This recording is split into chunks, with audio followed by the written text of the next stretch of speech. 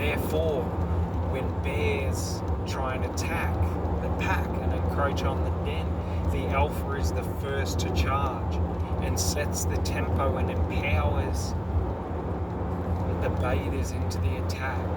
For if the betas had to stand alone, they would stand stall in fear of making the first move. To be the alpha means in danger and in challenge and in a no-win situation, you are the first to charge. Even if you're the only to charge, you charge as if the army is behind you without fear, and you seek to empower in your death just one man to rise, for he will take up the mantle of greatness. So we gotta understand that in war and in battle and in the worst aspects of life, it's all about surrendering to God. When life puts you in a no-win situation, give God the fear, the doubt, all of it, and just take the strength from Him, take the fortitude, take the will, take the righteousness. And what you want to do is you want to understand, if there is no path but forward, I shall move forward. Regardless of what happens, no weapon formed against me shall prosper. There's a sort of something that happened in Sydney a couple of years ago, maybe 5 or 8 years ago. There was a man and a woman having, a husband and a wife, or a boyfriend and a girlfriend, having an investing in the streets. And the husband was, threatening the woman with a gun and threatening to shoot her and all of this. And I don't remember his name, but it was one or two guys. And they saw this unfolding, and they saw this woman being terrorized, about to be killed. And they chose to run. And one of them died, the first who chose to run. And when he made that decision, he inspired another to take the exact same decision. And it's like in life, we all get these moments to choose, to give fear of hurt, loss of life to God, and to just do His will,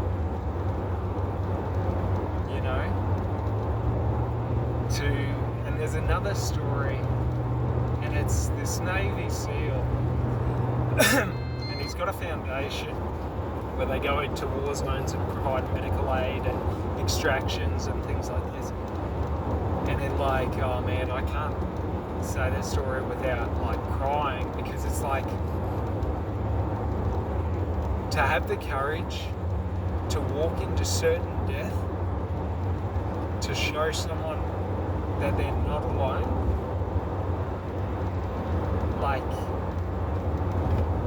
that level of strength, nothing can defeat it. And my whole life, I prepared myself for the military and to reenact great actions like that. My goal was to have the opportunity to be able to run out into a hail of bullets, and this is what he did. I can't remember his name, this Navy SEAL, but there's many stories about it. But basically, they were extracting these civilians who had been pinned down by ISIS or Al-Qaeda insurgents. Oh no, it might have been ISIS in either Raqqa or Mosul. And there was these people being they were trying to flee from ISIS, but they were caught. ISIS were in this hospital, and they were caught in the crossfire because ISIS were laying down fire on the street and killing anything that moved. And he wanted to go and get them out. And the military said, we can't lose people to that. Like, we can't ask people to go in there and die.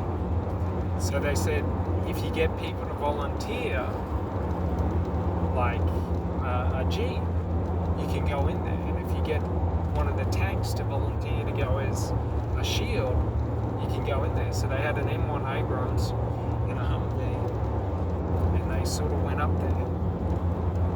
And then basically the tank came into fire and basically took up a blocking position, and they were unloading them. And there was one man who got like hit and wounded, and he was out on the street, and they were shooting at him. They weren't intentionally trying to kill him. They were trying to provoke the soldiers to come out and try and save him, and they were trying to kill the soldier. And knowing that there was nothing he could ask anyone else to do, he ran out there. And he ran out in a hail of bullets and grabbed this guy and started running back with him, and was either hit in the legs or hit in the torso, went down. And he knew that there was only one choice. And this is what Navy SEAL and military training is designed to do. It's designed to instill this understanding and belief that when you have no choice, the only choice is forward. So being shot, lesser men would die from a wound like that. He got up and started dragging him. And then I think he was shot again. And started dragging him and got behind the tank. But there wasn't enough room in the Humvee for him. So they had to run behind the tank because the tank was taking on, I think, RPG fire. So the tank had to start backing up. Now, tanks don't have reverse cameras, so when you're behind a tank, when it moves, you have to move at a specific pace. So what happened was, he was going and going and going, and then he fell. Exhausted, fear that he wouldn't make it. You know, that fear of failure, fear of death. You know, he saw the tank coming and rolled out. And then he was back to being exposed. Back to that same position of only forward.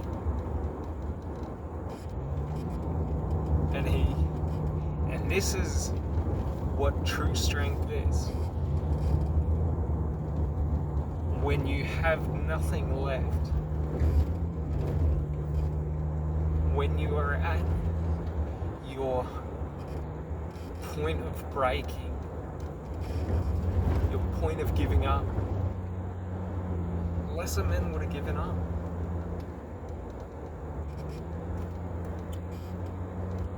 At that point, you get a choice. David Goggins talks about this.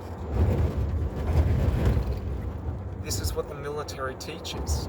It breaks you to rebuild you, to show you that when you are given that choice, you stand and you run and you keep moving forward regardless of anything that happens. Lone survivor. don't remember his name, but he had no option for days but to keep moving forward. No option.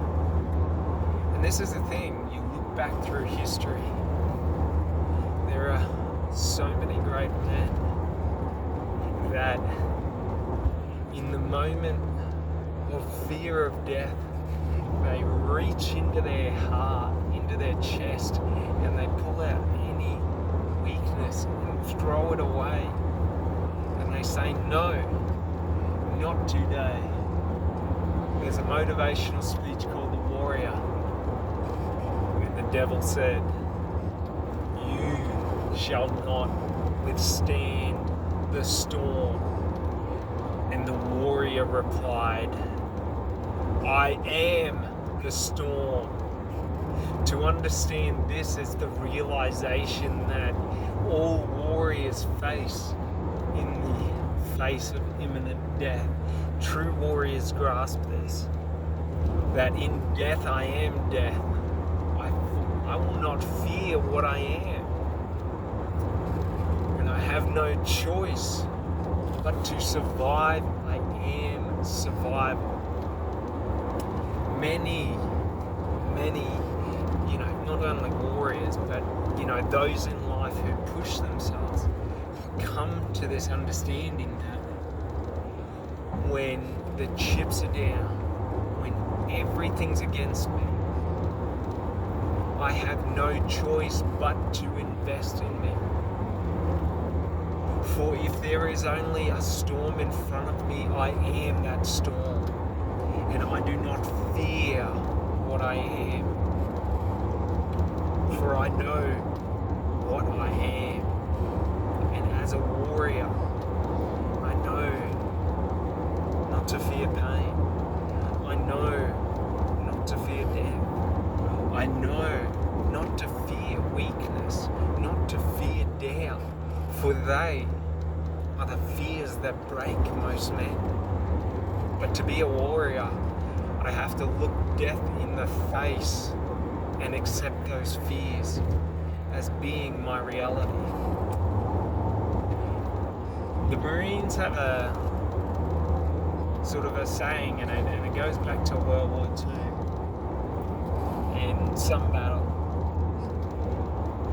And their saying is it's like, Marines, hell, we just got here. Like, what it entails is, in a battle, it was a no-win situation in World War II. I don't remember the battle exactly. But basically, they were sent into a no-win situation. And while others and lesser men wanted to care and fear, the Marines said, no, we've only just got here. Let us get to work and we'll move forward. We haven't reached our breaking point. For the Marines are the shock troops of the Army of America. The whole Marine training regiment is designed for shock and awe. So they entail their candidates and the Marines through intensive shock treatment, so that in times of high stress, when there are RPG rounds, grenades going off, where there's high artillery all around, explosions everywhere, pure chaos, the Marine says, hell, I'm at home. And it's sort of an understanding of the military's whole goal is to prepare for every situation and environment and circumvent, so that they can predict and get you used to and able to respond. But the modern military has to allow and account for accountability and adaptability. People have to be able to move and flow with the data on the ground. So, but in life, right, we don't have to prepare for the worst. Give the worst to God and say, God, if the worst happens, I know you can handle it. I'm not going to fear it. I'm not going to stress. I'm not going to work on trying to fix it.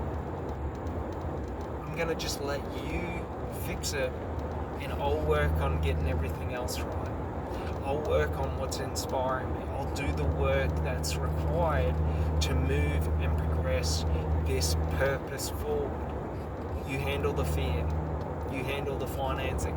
The best financial manager you'll ever find is God. Give your fear of financial concern to God, and you will never fear lack of finances again. So the thing is that when we give our fear of financial concern to God, and I don't need to figure out how I'm going to finance everything, I can start focusing on the actions that impact others. You know, if we're building a business, we can focus on impacting our customers and really building amazing relationships without the need to charge everything up front. Do you sort of see? It allows us to become the best of us without the fear of how am I going to do this? Without the fear of how am I going to pay the bills? Without the fear, all we got to do is be willing to take the actions and to listen to God in our heart, in our emotional states, in our feelings about how do we feel about how everything's moving along? How do we feel every day about how our life is progressing? Are we living in our purpose, or are we living purposefully? Or not purposefully, but purposelessly. Are we living our life without meaning to us? So not overall, because there's no universal meaning. God has no meaning. God doesn't understand meaning. That's why all God asks is that you repent your sins, and it's all forgiven. That's all you have to do. Because when you acknowledge your sins and you ask for forgiveness, forgiveness can be given. If you don't ask for forgiveness, no forgiveness can be given. If you do something to me and you think that you've upset me and that I am angry with you and you think that I have justification and right to be, unless you ask for forgiveness, I can't give you forgiveness. I can forgive you for, like Jesus said, forgive all those who trespass against you. For you know not who trespasses against you. I don't have to hold on to grudges in fear that if I don't, you're going to use me again. But I can't progress forward in the context of, I can't act like not that I can't act like I've forgiven you, but I forgive you as a person, but I can't progress that relationship forward until you ask for forgiveness. Because you have to show me that you've done something wrong and that you want forgiveness before I can forgive you. Because when I forgive someone and when I let them go, okay, it's see you later. I don't hold on to any grudges. Do you sort of get it? So in life, we've got to, when people act against us, when people, manipulate, when people, do things that diminish from our quality of life, rip us off, and all of that, holding on to that only hurts us. Because we're living life in anger, fear, resentment. So it's just what we're going to draw into our life. So what Jesus says about turn the other cheek is that if you want to have power in life, in terms of power within yourself, you have to learn to forgive everyone who acts against you, because you can't give them the mental space. You can't focus on how empowered you are when you're thinking about all the disempowering actions people have done to you in the past. Do you sort of understand? Holding on to what other people have done to you, you're holding on to that victim mindset or mentality. It doesn't matter what other people do to you, because nothing they do can affect you unless you allow it to affect you. So, like, that's the thing. That's how Jesus was able to die on the cross and bear that weight without cowering or without giving in to fear or without anything like that. You know, he was able to progress forward and accept his fate with, like, gratitude and acceptance. And, you know, it's a really cool thing if we individually learn this in life, because that's how we unlock our power to being able to be the sort of best authentic version of ourselves in everything that we do, without the fear of negativity happening to us. So it's very empowering. So I hope you understand and you sort of get a bit of an understanding of, like, in life, we can look to those who have already sacrificed to see what happens when we give our fear of failure to God and we just accept, you know, that we can progress in our most empowered state and we don't have to hold on to any negativity or fear. We can let go of it. Let God hold on to it. He's got immense power.